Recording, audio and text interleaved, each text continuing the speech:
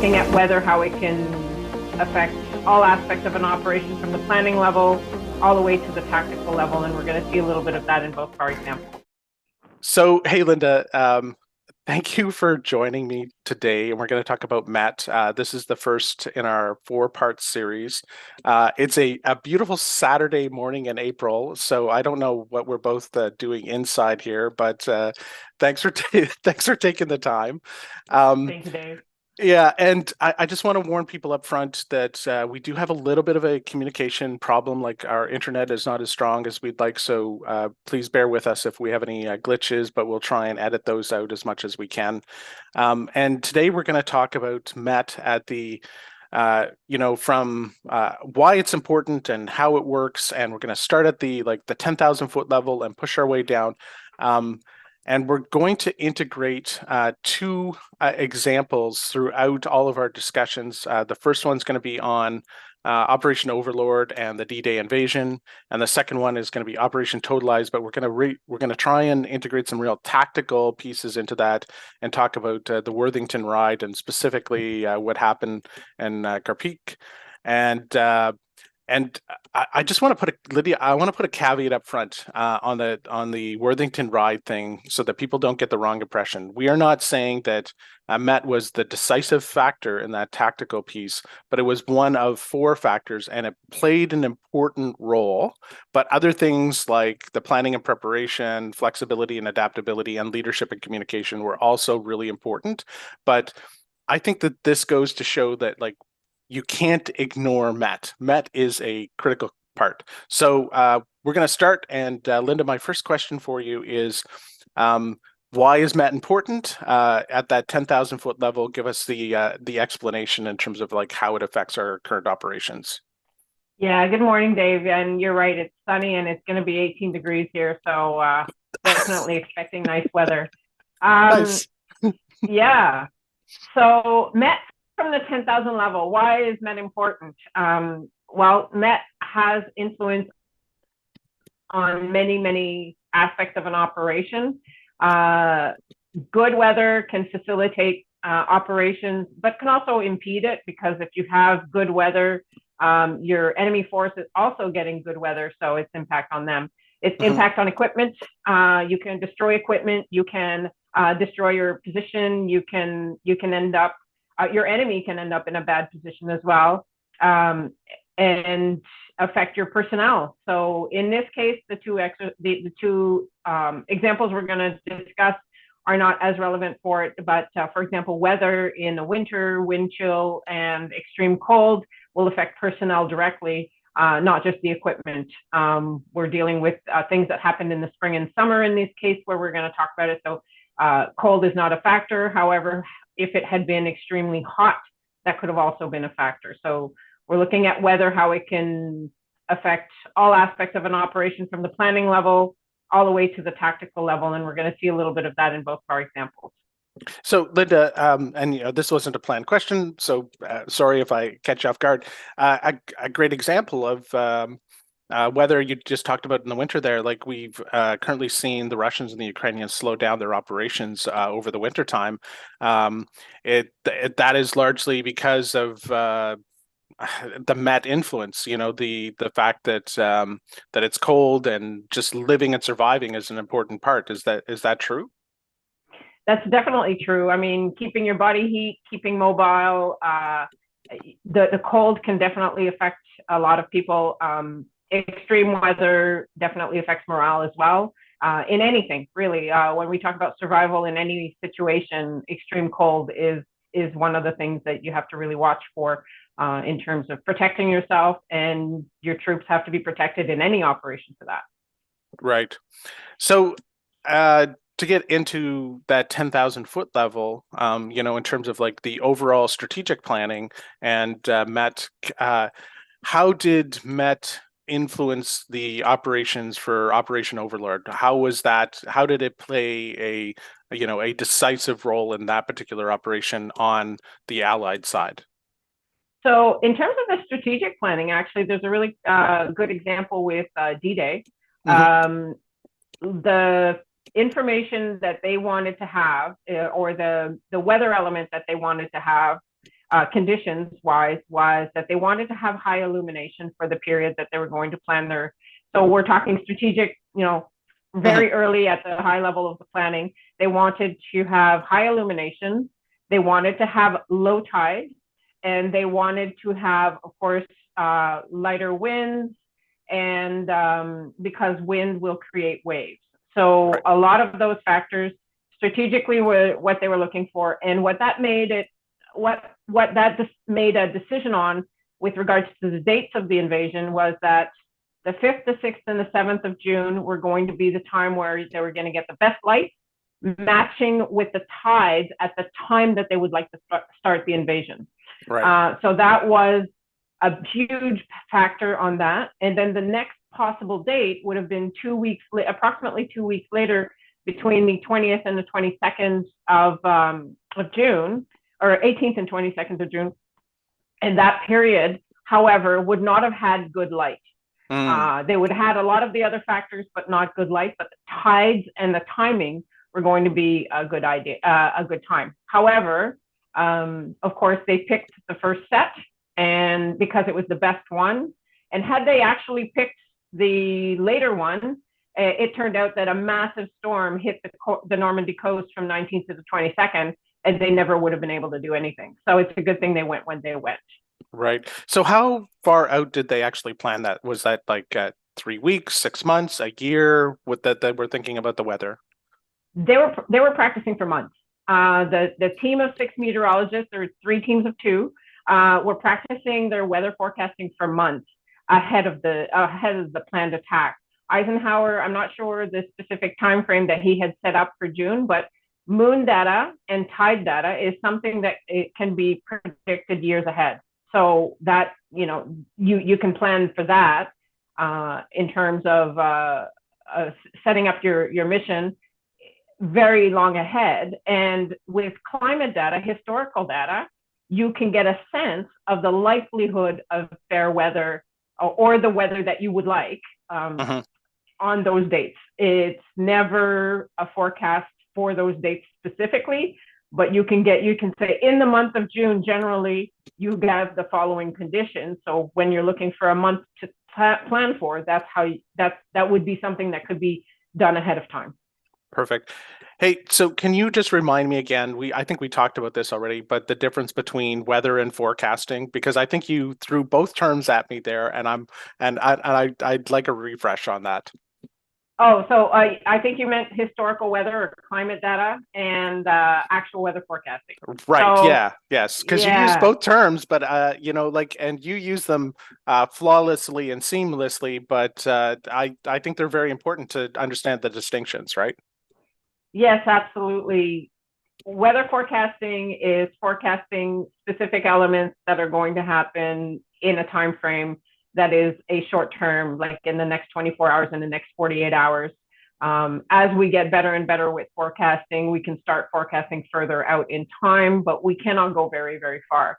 Right. When I say climate or historical data, it is an accumulation of an average over the past 30 years. So it gives a smoothed out average expectation for a large period that you can forecast. You can talk about that in a longer term. You can say generally in December when you're in January for the following December, because you have that data from 30 years old, 30 years of average. The problem there is that extreme events are kind of smoothed out in the average. So the individual extreme storms don't really show up. So when you're forecasting, you can say it would be generally unpleasant weather with a certain amount of elements that are not favorable, but you wouldn't be able to say, oh, it's going to be a storm that day. Right. So they used forecasting, or sorry, I made that's my mistake. They used climate data to do the strategic level planning and plan out the periods of time potentially that they could conduct the operation, and then they used forecasting to look at the specific times, like get down to the day and when, in terms of when they were going to launch. And my understanding is forecasting was also really important in this operation as well, right? Yeah, there was a lot of interesting things that popped up when I was reading up on the history of D-Day. Um, Forecasting data was done in two different ways between the Americans and there was sorry, I didn't specify. There's teams of six. There were three teams of two. One was a team of Americans, one was a team of the Royal Navy, and one was a team of the UK Met Office. And the American team was using climate and historical data to do their forecasting for D-Day. And their forecast was saying that on the 5th of June, which was the originally intended date for invasion, Right. that it was going to be fair weather, clear skies and beautiful weather. The UK Met Office and the Royal Navy were working with a new technique at the time that was quite controversial called synoptic forecasting.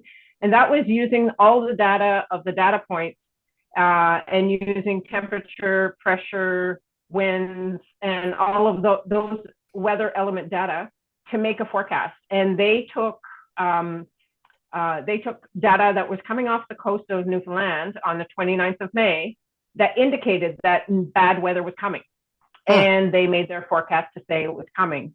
And that is what happened. So on the 5th, on the 4th, as they were looking at the deteriorating weather, because early morning on the 4th, the weather was fair but unsettled, as they called it then. They saw it coming, and they advised Eisenhower to move the date to the 6th.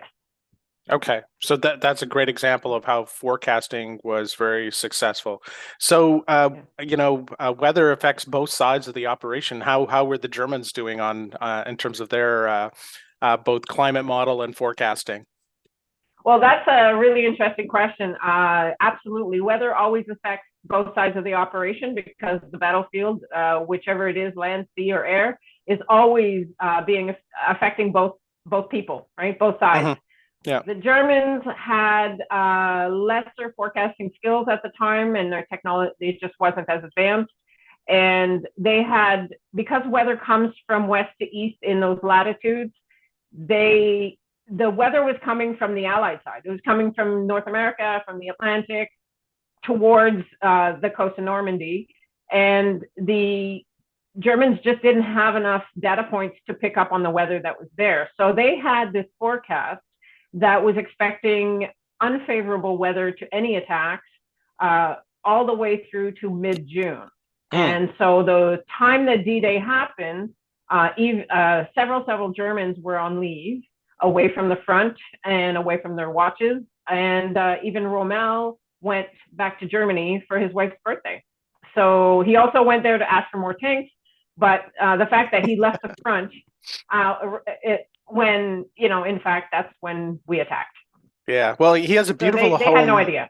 He has a beautiful home in Ulm. I'd be in Ulm if I was if I lived there at that time too. So, that's great.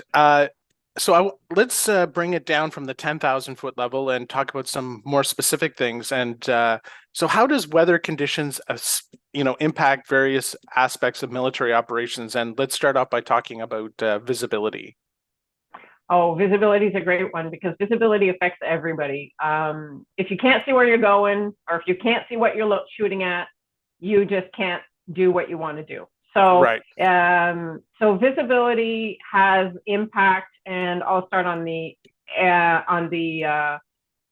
Army side here. We're looking at if you can't move a tank because you can't see where you're going, chances are you'll get lost, which is an example of the Worthington Force issues. Yes. Where, they couldn't see where they were going. They were moving at night.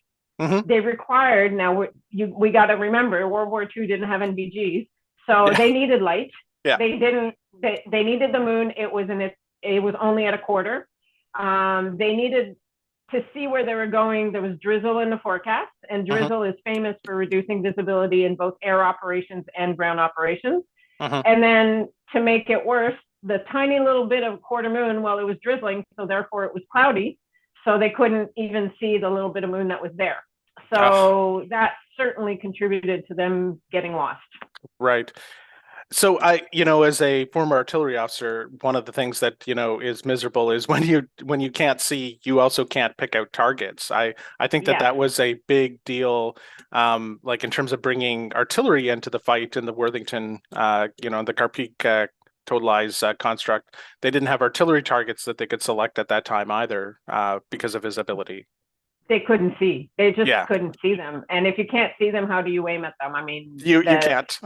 yeah, you can't hit anything definitively, and then you're wasting rounds. So Yeah, definitely visibility there was a huge factor. yeah, And modern technology, artillery uses a lot more met information than it did in the time, yes, with the weather balloons and so on. But that just wasn't what was being done at the time. It just didn't exist. So they really only relied very much on visibility and maybe wind, but there's not a whole lot more that they could uh, be certain of. Like if they couldn't see, they just couldn't aim. yeah. So I can tell you, like on training, sometimes we use sound, but that doesn't work really on the two-way rifle range in terms of when other people are also shooting and there's all kinds of other noises. Like, how do you know that that's your round, right? So, Exactly. so visibility is really important. Yeah, So and I what mean about? to add to, I'm sorry, Dave. To add to that, where Yeah, I was talking about the air side as well. I mean, yes. if they couldn't see, they can't draw bombs. And actually, that was an Mm, example of one of the things that was failed during D-Day, is that the early part of the invasion still had a lot of low clouds and visibility issues. So paratroopers dropped miles off target, and so did bombs. So right. that was one of the air support part that just was not effective in the way that they planned, because weather played a factor. So as much as D-Day was a success, there were some big struggles Right. still, because the weather wasn't completely cleared out at the time that they started. Okay. And what about on the maritime side? Is visibility a big deal there, do you think? There can be. I have less examples of it, but definitely, well, there's targeting, their guns on the ship. So that's definitely an aspect where they need to see where they're going. Today's targeting is a different story, but back Yes. then it would have been. Yeah. Visibility, you could have collisions. That's both on land, air, and on the ocean, on the sea. Right. You can have collisions if ships don't see each other. And with dark conditions and cloudy conditions, it doesn't even matter if you've got a full moon like on D-Day. Mm, If there had been a visibility issue where, close, I'm sure there were some close calls where sometimes ships were close to each other. right. Right. Yeah, Okay. so it's more So for navigation. yeah. So let's talk about that. So another key piece is movement and communications. Weather impacts movement as well. In the Army, Air Force, and Navy, uh, how does weather? Let's talk about how weather impacts movement then. Right, right. So for movement, I'll start with the air. It's simple. If you've got low visibility, or if you don't have the clouds that you require, depending on which asset you're flying, you won't be able to move. You can't pick up and move troops. You can't pick up and do bomb runs. There's all of those aspects. Or movement is definitely, or you can't return to base. One of the aspects during Totalize with regards to some of the air support was that their returning bases were covered in fog in the early morning. So they were expected, they had some bomb runs canceled because they could take off, but they knew that they might not be able to come back and land. Hmm. So that's a big one. Right. Movement, yeah. So Movement. So can I Go ahead. interject there? So I would think in modern terms, the same thing would be a problem with UAVs. Like you have a small UAV and you're using it in poor weather conditions. You'd be in both the movement and the visibility would impact your ability to actually collect data and support your operations, right? Yes, yes. Muddy weather. Sorry, you broke up. I missed a bit of your question. Oh, sorry, I just made a comment, but yeah, let's talk about the mud because mud is important in terms of movement. So during Worthington Force, of course, they got bogged down in mud. It had rained a lot. the ground was just saturated. So with the tracks, tank tracks, and the ruts in the roads and in where they were traveling to their location, they really got stuck. They got slowed down, which changes their time, their advance, slows down their advance. Could mislead people as to where they are in terms of air support or other supports targeting, because they might not be where they're supposed to be. Puts them in danger in that way for friendly fire. Also by slowing them down, gives a better opportunity to the enemy to attack them in their own defense. And they got bogged down. So that's a lot of what impacted the mud impact of Worthington Force, and that's all due to the amount of rain that had come down before. Right. And an advantage for the Germans in that particular case, because they were able to, because the mud and the rain helped slow down the Allied advance, it provided them an advantage in terms of holding the Allies off so that they could conduct their own operations and preparations, right? That's correct. But the mud also didn't help them in fortifying themselves. They had trouble setting up their own defenses.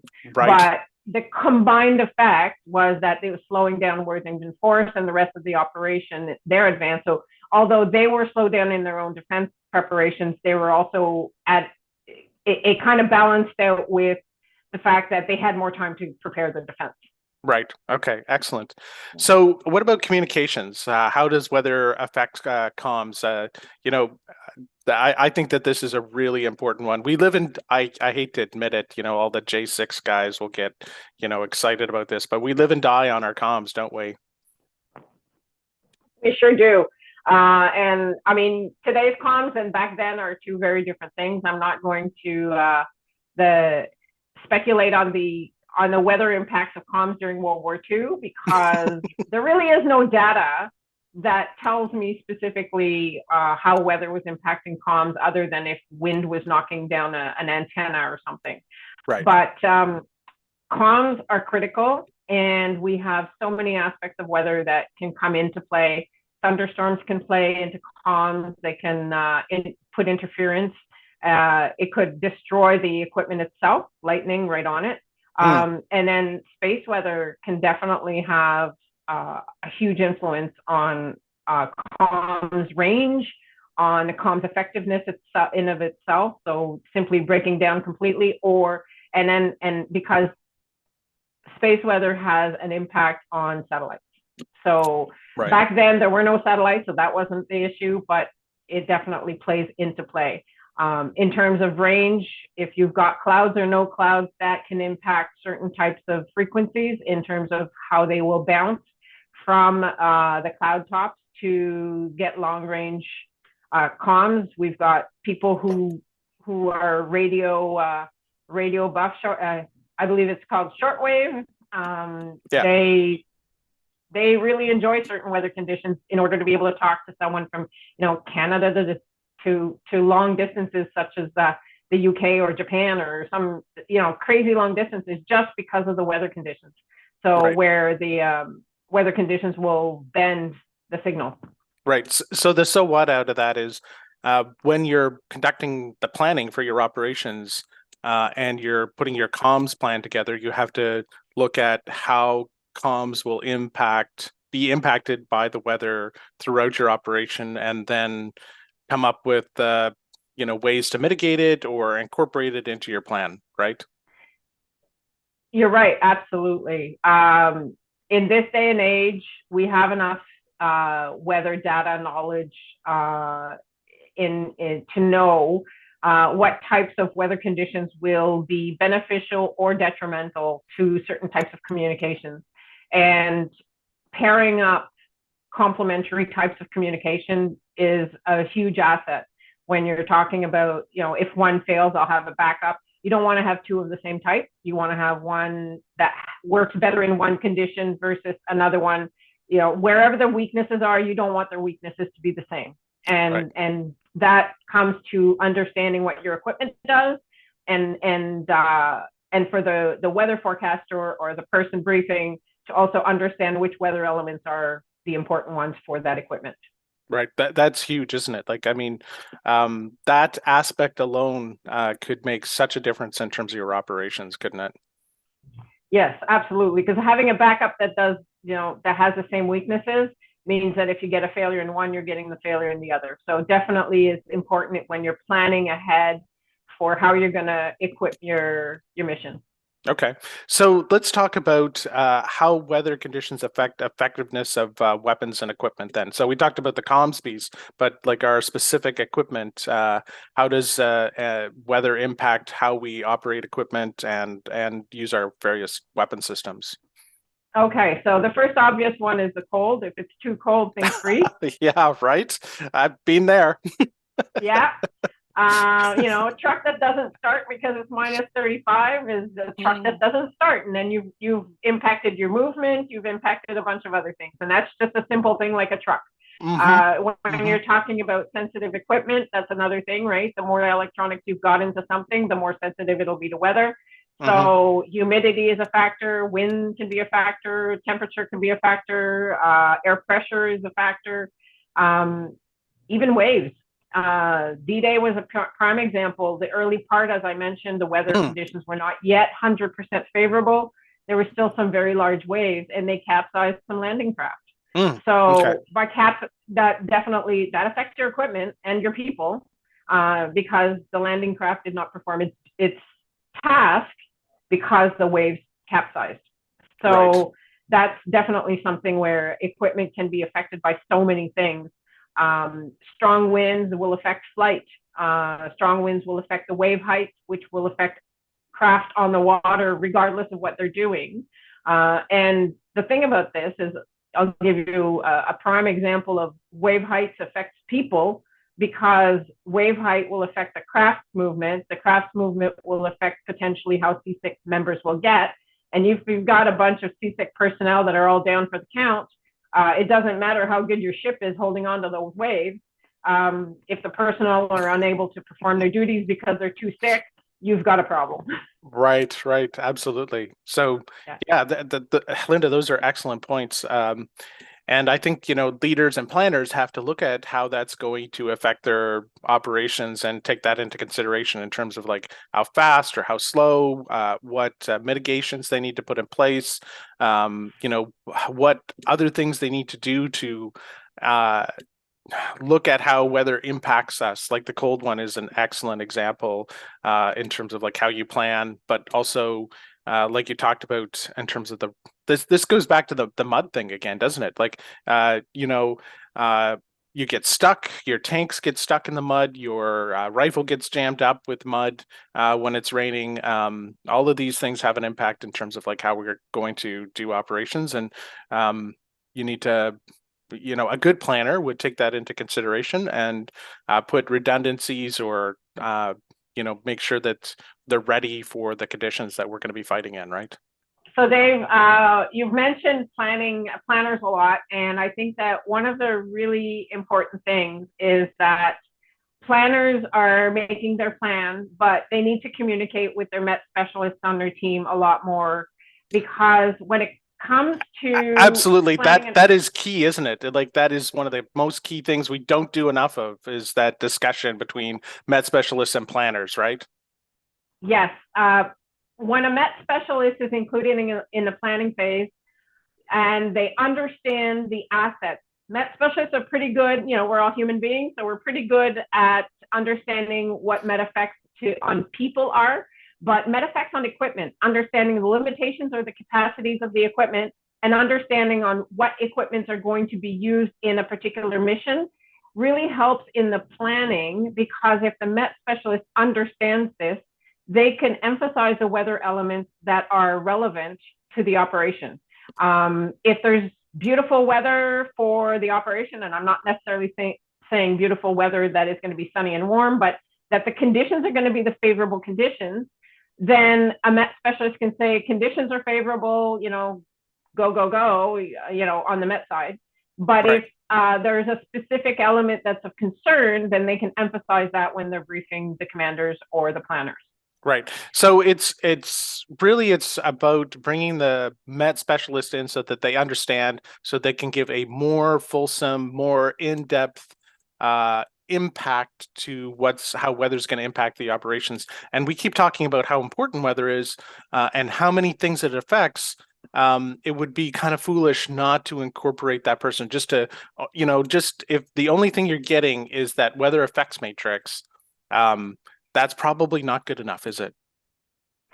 I don't think it's good enough. I believe that Met specialists should be fully integrated in the planning team because it's if the information goes up in silos, you don't end up crossing the relevance across over to between each other. When a Met specialist understands the mission, the Met specialist can say, hey, I know they're going to use tanks. They're going to need the following information. And at that point, they can emphasize those elements. So I really do think there has to be a better matching of the two together rather than a Met specialist making their forecast in an isolated condition without understanding of what it's needed for. You can make a random forecast, but it's not going to help. The public forecast in Environment Canada doesn't help a pilot. No, does not. Because it's not the purpose. So if you understand the purpose as a specialist, you can give a forecast that makes sense. Right. Okay. That is Linda, that is a key point in terms of like the messages out of this whole video is like, not only is weather important and affects our operations, we can give example after example on that, but it's like, how do we mitigate that? Well, we make sure that the Met specialist is integrated into the planning team, understands the nature of the operations so that they can provide the specific advice, and then we can incorporate weather effects into how we do business, right? I'm passionate about this because I think that all too often, especially when we do exercises, we don't incorporate things like terrain and weather effectively into how we do business. A swamp isn't always a swamp, and a swamp is sometimes frozen, sometimes it's muddy, and sometimes it doesn't even exist, right?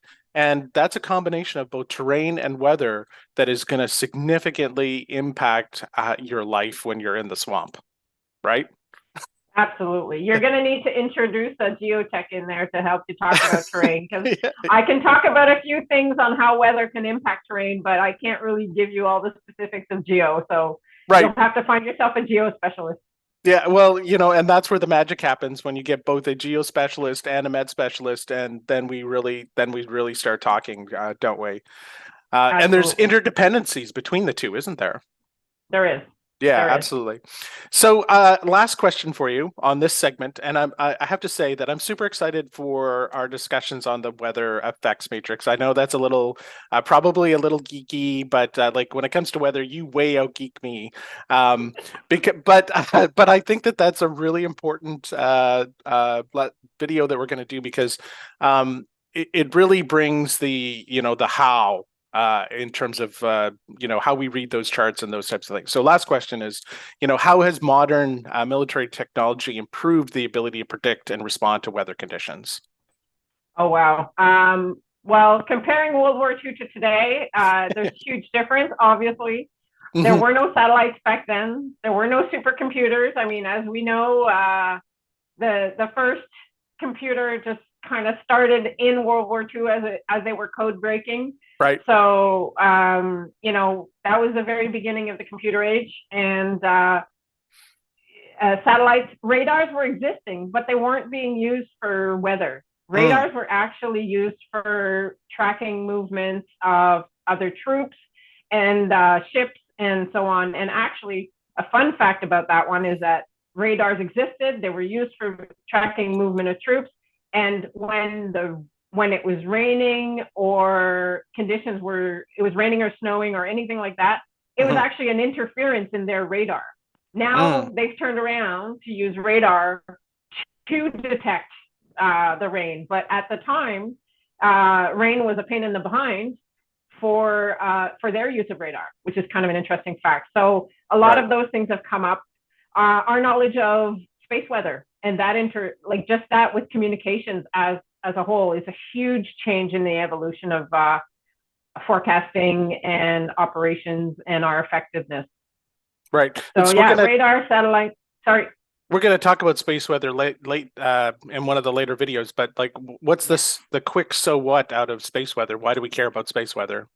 Why we care about space weather? The main one is simply communications. Hmm. Space weather effects uh, really change how communications function because certain space weather events will affect either the satellites or the comms directly on the ground if they're not satellite comms. The UHF and VHF and so on, they have a lot of impact depending on what's happening on the sun. Okay. And what's happening on the sun is transmitted to the Earth and then interferes with this. So it could break down comms. It could actually break equipment when we're talking. It could shut down the satellite completely, actually. Right. Okay. So we'll leave that for the later video number 4, I believe. But any other points on military technology and predicting weather conditions? The other one that's really interesting is weather balloons. Sounds pretty primitive right now in this day and age. We talk about Yeah. launching weather balloons Mm-hmm. compared to like supercomputers and satellites and radars. But weather balloons are great for you said you're an ex-artillery officer, Mm-hmm. so you obviously know Yeah. weather balloon will give a lot of data for artillery Mm-hmm. because you'll have a lot of data. You get the humidity, the pressure, the temperature that deal with air density, which will impact the trajectory of your rounds. The wind will impact the trajectory in terms of its direction as well as its speed, so how far it'll go as well. Right. Because if you've got it in a headwind versus a tailwind, it will impact range. So Right. that's another aspect of modern technology that may not be as modern anymore, but still very relevant, especially since a lot of that data is now in tiny little sensors that are attached to that balloon and transmitted to computers to create what's called the MET messages. So Nice. yeah. Perfect. That's awesome. So I think we should wrap it up here. We don't want to Yeah. go on too long. And we're going to, in our next video, talk about the weather effects matrix and the details of that and how it works. I'm looking forward to that next video as well. And Linda, again, thank you for joining me on a lovely Saturday morning, all the way from Greenwood. And this has been great. I thank you very, very much. Well, thank you, Dave. I appreciate the opportunity to be a weather geek whenever you want. Okay, perfect. All right. Thank you.